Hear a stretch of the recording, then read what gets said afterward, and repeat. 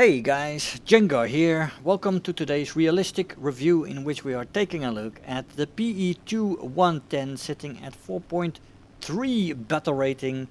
Pe-2s. Well, we had a little bit of a look at it in the rank 2 Soviet review, in which I took those planes out. 3.7 they were in rank 2 and this one is 4.3. Same frame.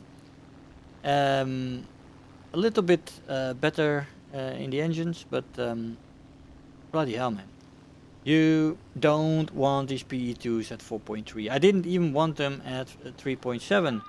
They don't really have a good elevator control. They don't really turn well. There's a limited range on the gunners, which is also problematic when people jump you from behind. You do have 12.7 barrisons in the backward facing turrets, but it is still going to be problematic from a lot of angles as this plane goes when it comes to shaking off planes and using the turrets effectively. Aside from that, the elevator, the limited maneuvering space you have when it comes to rolling and forcing overshoots because of a very limited elevator control is problematic. She does roll decently well. That's one of the better points of this plane. But turn time really is not anything to write home about. Plus the other downsides that I said, it's going to be a difficult plane to fly at 4.3. You're going to be up tier to 5.3. So all the, not the super props, but all the good props that come before the super props, you're going to mostly face tons of them. And it's going to be painful, man. It's going to be rough. The footage you see, that this match was quite alright. I had some other moments where I did have some good success, but I've had a lot of moments where it was quite a bit less successful, let's say. So 4.3 battle rating for this frame is really stretching it. I think it was already 3.7 was stretching it with the rank 2 versions, but this one, man, this one just a headache when it comes to that. The maximum speed in this plane at sea level without WEP is 390, with WEP 400 kilometers an hour. At 4,500 meters, so go up to 369 with and 372 without, and finally 6,500 meters. This is 316 for both, with or without. It doesn't matter. The WEP doesn't do anything anymore. So again, with a lot of Soviet planes below 4,000 meters, she's in her best shape. When the WEP stops working like that, it's always a downside, and the WEP already stops really working well at sea level. It's not such a great war emergency power boost that you get on this plane. Top speed in a dive is 703 before she redlines and 790 before she rips apart. That's alright, I guess, for a bomber, but I mean, at 4.3 battle rating, that's not really great.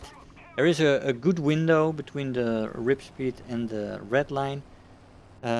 You're gonna have 90 kilometers an hour, and she doesn't accelerate too well. It's not a fighter, so you have a little bit more leeway there compared to some fighters which really accelerate well, and you have 90 kilometers an hour, which disappears in no time really when you look at it in a dive. But with this, it's a little bit different, so it's more forgiving when it comes to dives.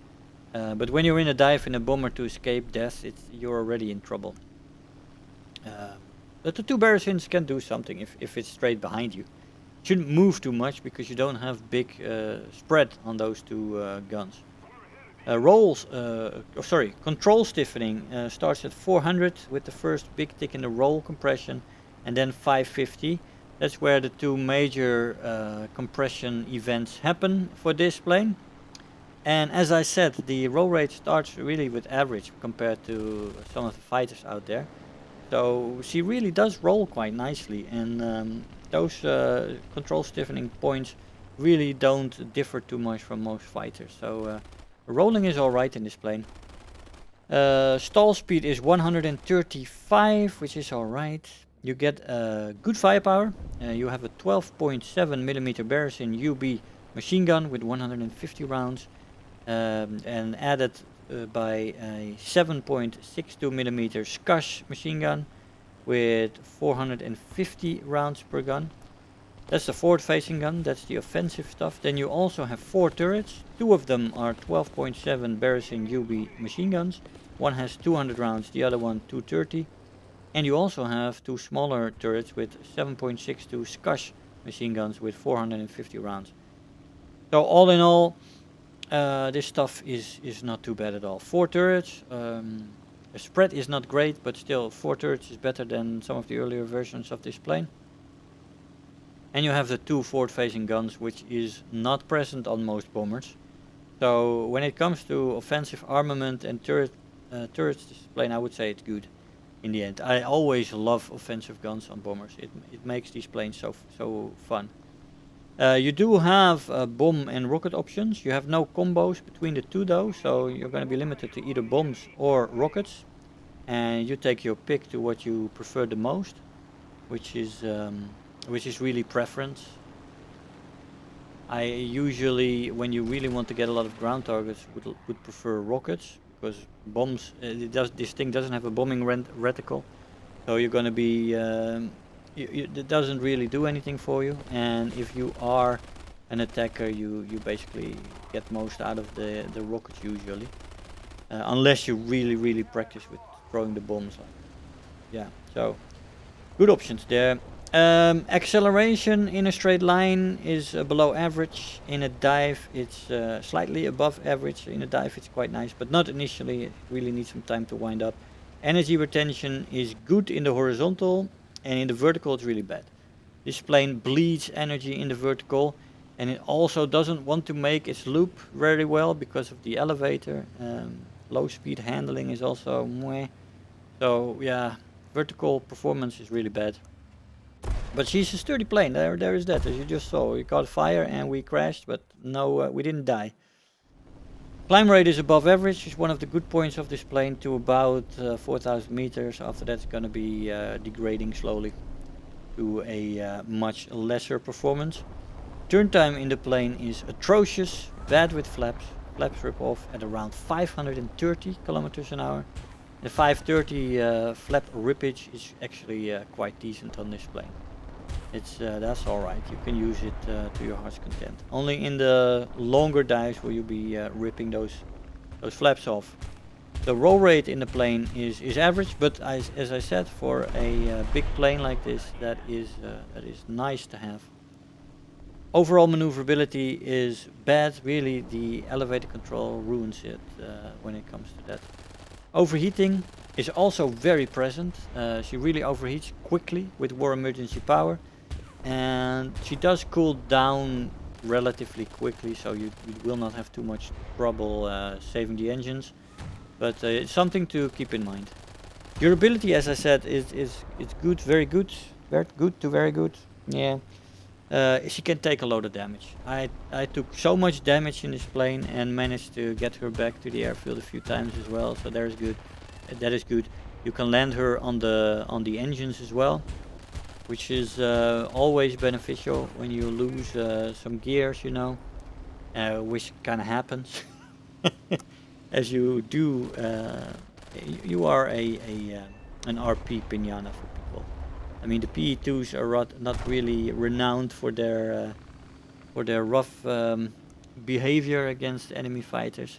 Just if you're facing enemy fighters, you gotta play it really smartly, because of the vertical performance. Very dangerous to take planes into the vertical and stall maneuvers and stuff like that. So you're at quite a bit of risk there to take a lot of damage. You will see that the plane can actually take it, and is it good for a bomber that is actually an attacker or ground strike aircraft. But anyway, the roles in this plane really are close air support and support fighter. This is by no means a serious base bomber. She doesn't have the loadouts for that. He just has close air support loadouts from which you have to take your pick. You have 100 kilogram options, 6 of them. You have 4 250 kilograms. You have 500 loadout. So there is option there. You have your rockets, which is really cool. So you do have some options there. No combos, unfortunately, between those two, which would have been nice if you really would have wanted to go for ground pounding. But with some mates as a support fighter, this thing can definitely get off the ground, you do get that that higher spawn, so you are in the position to really take advantage of the forward-facing guns. But as I said, this is definitely not anywhere close to a B-18B in the Swedish line or something. Much more stiff, much less performance in the plane, much more risks when you start to attack fighters, which can be a fun endeavor, of course, as always. Nice to take on unsuspecting fighters with your bomber and really take out 3-4 of them in a match. But it's going to be a little bit more difficult in the PE2, as it's not a very forgiving plane. Once you lose your altitude and getting it back, staying out of trouble at lower altitudes is problematic. Here I wanted to show you a little bit that you can get some good results with. I had a 250 kilogram loadout, which I used a lot. I really enjoyed that loadout. It seems to be the most efficient with the amount of bombs you have. They do release by themselves, so not in duos. So you have 4 big splashes to throw out, and here on a map like this, it's always fun, of course, because you just, if you throw them right, you get 26 targets in one go, which can always be nice. But you do not always get these maps, of course, where there's railway carriages and stuff like that. So most of the time you're going to have to approach a column with medium tanks. That's the basics, right? And you're going to get, from the loadout of 4 250 kilogram bombs, you can get 2 on average. You probably get 2 true medium tanks there. But anyway, let's look at the scoreboard a little bit. Scoreboard is alright. You got the Thunderer there, 32,000 Silver Lions and 13,000 research points. Hey guys, so here we are after the match. Now that was painful. I mean, if you fly planes a lot, which I do, you can make a plane work to a certain degree most of the time. You know what you want to do, you know how you want to position yourself and stuff like that. But if you're a little bit more a beginning pilot, these things are going to be horrendous at 4.2. It's something you definitely want to stay away from. At 4.2, did I say 4.2? Yes, I think I did. 4.3, of course. It's going to be quite painful, this experience, and you want to stay away from these planes. If you do want a challenge, you can take these planes out. I mean, 4.3 is an immense challenge for this plane. You're going to be up here to 5.3. Rough armament on the planes you're going to face there. 3 to 4 20 millimeters is normal. You're going to be ripped apart. But if you make it work, it's going to be extra satisfying in this plane. And that's how you can look at this plane in a glass half full philosophy. It's going to teach you something about positioning, about being careful, and about using a plane that is really over-tiered, and a plane that needs to be lower actually, but doesn't have too much to work with. You're going to have a challenge on your hand here, and if you want to use it in that capacity, then you're going to have a lot of fun in this plane. So yeah, otherwise just stay the fuck away. Guys, hope you enjoyed the video. Want to thank you all for watching, and I'll see you guys next time. Bye bye. If you're new here, make sure to hit the subscribe button, become part of this community. If you are already a subscriber, don't forget to like the video, do leave me a comment, and if you really feel like helping out today, make sure to share the video with your friends and let them know about the channel.